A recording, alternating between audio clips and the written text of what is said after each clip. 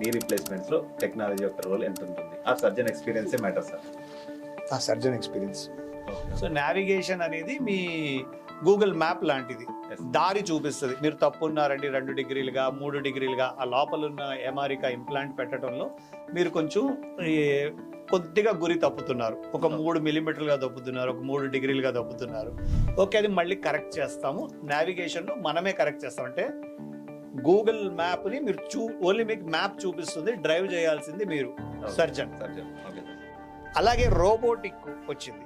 Robotic అదే operation చేస్తుంది, అది ఆటో డ్రైవ్. మీకు అమెరికాలో మన యూరోప్లో ఆటో డ్రైవ్, సో అదే డ్రైవ్ చేస్తుంది. మాది కొంచెం ప్యాసివ్ రోబోటిక్ అంటాం, మా చేతిలోనే ఉంటుంది, అంటే మా కంట్రోల్లో ఉంటుంది. అది తప్పు చేస్తుందంటే నేను తీయాలి.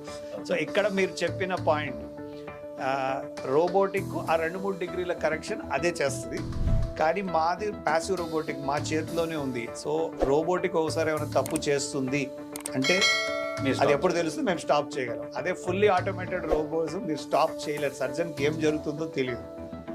సర్జన్ మోస్ట్ ఇంపార్టెంట్ ఫ్యాక్టర్, అందులో డౌట్ లేదు. సో ఎందుకు అంటే ఒక్కోసారి యూపీఎస్ పోతుంది, కరెంట్ పోతుంది, ఓసారి నావిగేషన్ అయినా రోబోటిక్ అయినా పనిచేయదు. It's a machine. నేను ఆపరేషన్ అంతా స్టార్ట్ చేసి రోబోటిక్ పని చేయట్లేదండి, మీరు జాయింట్ ఓపెన్ చేశాను, మీరు నాకు మళ్ళీ అది పని చేయకపోయినా నాకు పాత నీ రీప్లేస్మెంట్ చేయటం రావాలి.